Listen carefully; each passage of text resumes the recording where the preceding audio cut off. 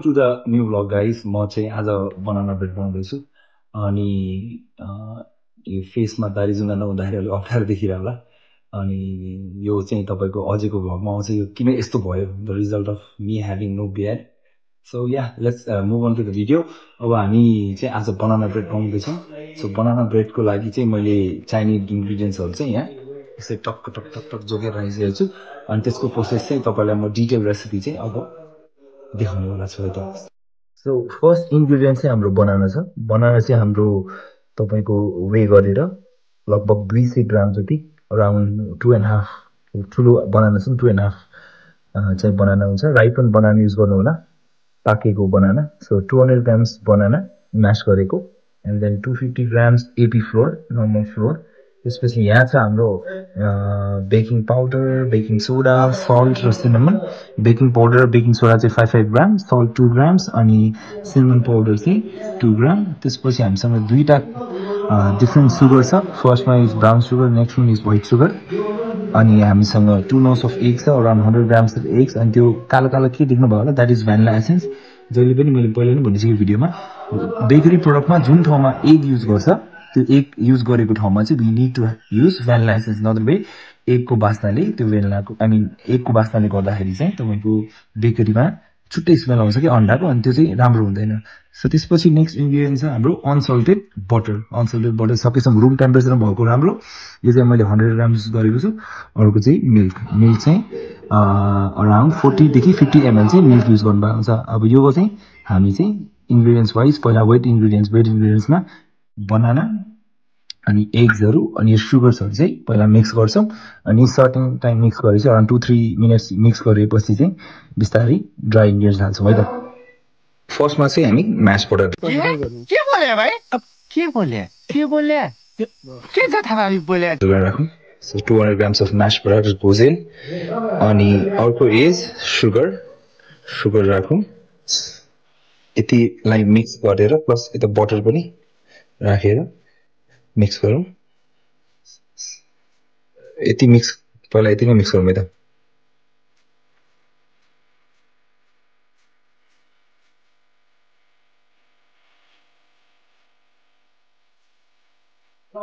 So यो चाहिँ mix गरौँ।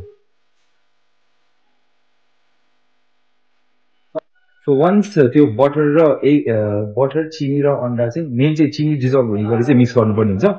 So once the butter and the egg and butter र चिनी मिक्स भएपछि, डिजल्भ भएपछि हामी बिस्तारै एग हाल्छौँ। अनि एग हालिसकेपछि मिल्क हाल्छौँ अनि त्यसपछि अर्को ड्राई इन्ग्रिडियन्ट्सहरू हाल्दै गर्छौँ। सो यो अराउन्ड 2-3 मिनट्स मिक्स भइसक्यो। अब यसमा चाहिँ बिस्तारै अन्डाहरू एउटा एउटा गरेर बिस्तारै राख्नु अब। वान गोज फर्स्टमा एकछिन राम्ररी मिक्स होस्, एन्ड देन एकछिनमा चाहिँ बाँकीको अर्को अन्डा राख्नुहुन्छ। सो यो चाहिँ अलिकति फ्लफी कन्सिस्टेन्सी आएपछि चाहिँ सो अन्डा र चिनी अनि त्यसपछि बनानाको एउटा फ्लफी कन्सिस्टेन्सी आएपछि वी वान मिक्स फ्लोरहरू।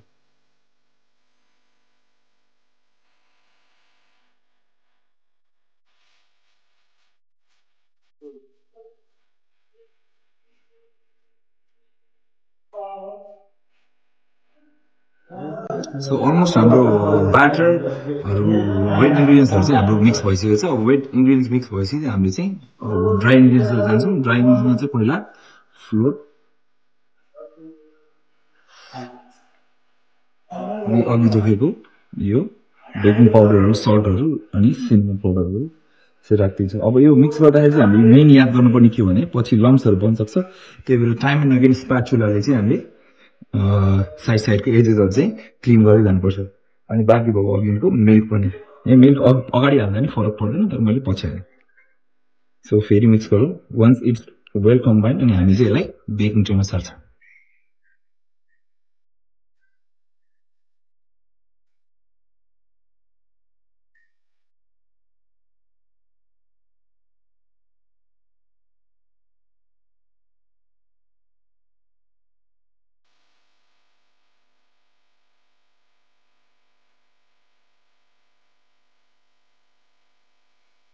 अघि भने जस्तै यसको माथिको एजहरू चाहिँ मजाले यसरी फेरि चारैतिरबाट चाहिँ फेरि स्क्रेप गरेर राखिदिने, so that it mixes well. सबै चिज राम्ररी मिक्स होस् भनेर चाहिँ हामीले चाहिँ यसलाई साइडबाट स्प्रेड बनाउनु पर्छ।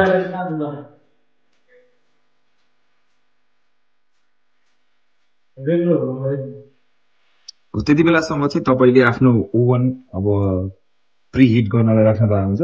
यसको टेम्परेचर चाहिँ 170 देखि 180 चाहिँ 20 देखि 30 minutes. So the next step is greasing the baking tray. So अलिकति लाइटली ओइलले बेकिङ ट्रेमा ग्रिज गर्नु होला।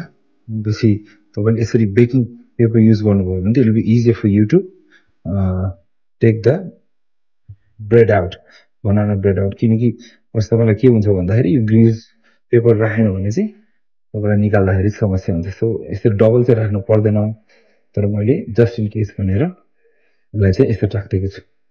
सो वन्स इज डन यसरी माथिबाट निकाल्न सजिलो होस् भनेर। सो हाम्रो ब्याटर चाहिँ यसरी रेडी भइसकेको छ मिक्स गरेर। सो यसको साइड साइडमा राम्रो स्क्रेप गरेर हेर्नु, if it's mixed well with the flour and wet ingredients राम्रो मिक्स भइसकेपछि राम्रो हेर्नु होला। अनि त्यसपछि चाहिँ बिस्तारै यसलाई हाम्रो ब्रेड मोल्डमा चाहिँ ट्रान्सफर गर्छौँ।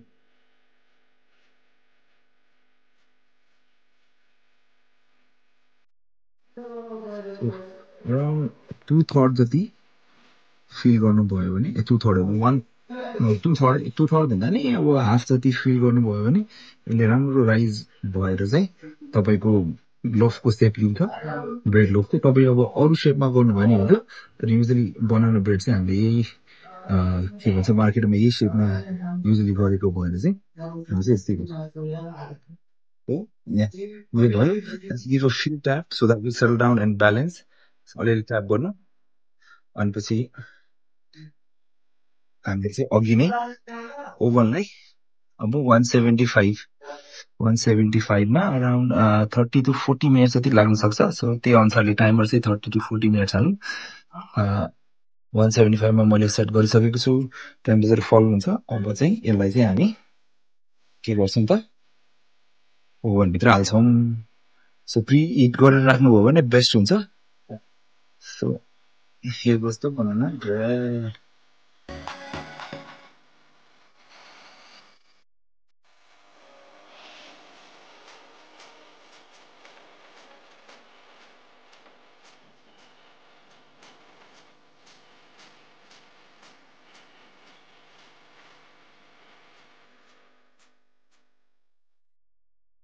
सो या 40 मिनट्स हाम्रो अफ भइसकेको छ।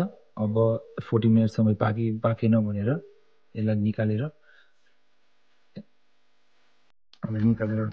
स्क्युरको हिसाबले वुडन स्क्युरको हिसाबले यसरी बिचमा छिराएर निकाल्नुहोस्। इफ देयर इज यसरी बाँकी छ, लाइक यो अलिकति बाँकी छ नि वेट, सो अर्को 5-10 मिनट्स राख्यो भने it will be set. So अझै भएको छैन, so I'm gonna put it back and cook it for another 5 minutes or 10 minutes. अनि त्यो भएपछि यो पाक्नेवाला छ।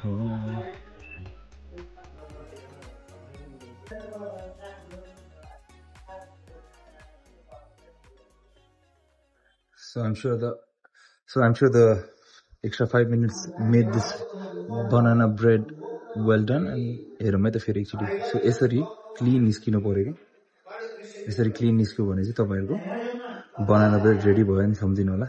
सो अब यसलाई डाइरेक्टली काट्न चाहिँ मिल्दैन, यो सफ्ट हुँदाखेरि काट्दाखेरि चाहिँ बिग्रिन्छ। सो यसलाई चाहिँ अझ बेटर, अझै सफ्ट बनाउनलाई चाहिँ वाट वी डु इज यो फुड ऱ्यापको हेल्प लिएर यसलाई हामीले कभर गर्छौँ। So make sure it's very hot. So यसरी यसलाई मजाले टाइटली के गर्छौँ त ऱ्याप गरिदिन्छ फुड ऱ्यापरले। अनि हल्का होल्सहरू पनि गर्छ, फेरि धेरै भयो भने यसको मोइस्टनेस फेरि स्टिमले गर्दा मोइस्टनेसले गर्दाखेरि फेरि भिजिराख्ला तपाईँहरूको बनाना ब्रेडहरू। सो त्यसो नहोस् भनेर म अलिअलि होल पोक गरेर अब यसलाई रेफ्रिजरेटरमा आधी घन्टादेखि 45 मिनट राख्छु, and then it be ready to cut down. So after 40 minutes हामीले यहाँ फ्रिजमा राखेको 40 मिनट्स जति भयो। सो आफ्टर 40 मिनट्स यसलाई चाहिँ हामीले अब काट्नेवाला छौँ है त गाइस। सो यहाँ आफ्टर 40 मिनट्स हामीले यसलाई फ्रिजमा राख्यौँ। अब यसलाई चाहिँ निकालौँ। यसलाई चाहिँ यसरी बिस्तारै टर्न गरेर निकाल्दाखेरि चाहिँ इजिली निस्किन्छ। And peel out the extra butter paper grease paper पनि भनिन्छ यसलाई है त बडर बिस्तारै आनन्दसँग निस्किन्छ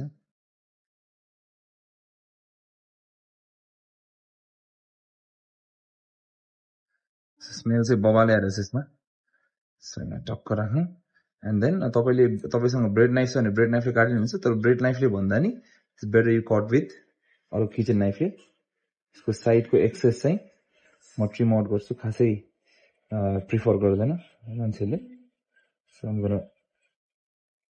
अर्को नाइफ छ अर्को नाइफ छ लामो हेरेर हो त्यही भयो नि यसले त सो यसको एज निकालिदिउँ अनि यसको यतापट्टि पनि एज पछि लास्टमा निकालिदिउँ पहिला सो अराउन्ड कति 8 देखि 10 पिस निस्किन्छ होला है म चाहिँ 8 पिस निकाल्छु युजली कति 8 पिस निस्किन्छ होइन बहिनी सो म चाहिँ 8 पिस निकाल्छु होला सो अब कति भन्छ यसलाई हाफ अ इन्च जति तपाईँले मेजर गरेर मार्क गर्नु अझै अलिकति सफ्ट नै छ यो अनि स्लाइस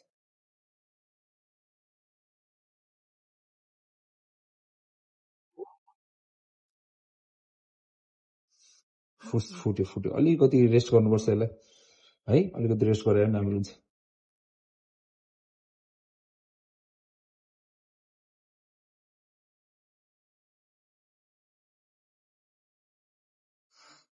यसलाई चाहिँ अझै फर्दर नकाटौँ होला है फर्दर काट्यो भने अझै बिग्रेर लाग्छ सो एउटा प्लेट ल्याउ त हाफ प्लेट पूजा मलाई हाफ प्लेट ल्याउ त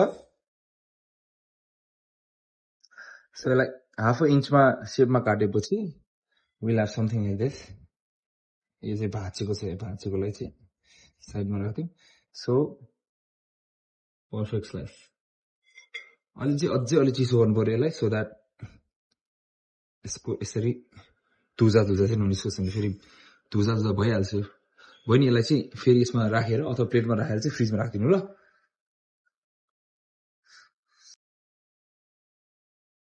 ब्रेड तपाईँको यो बनाना ब्रेड चाहिँ युजली कफीहरू मर्निङ ब्रेकफास्टमा कफीसँग चाहिँ युजली जान्छ यो इट्स भेरी हेल्दी बास्ना चाहिँ राम्रो आइरहेछ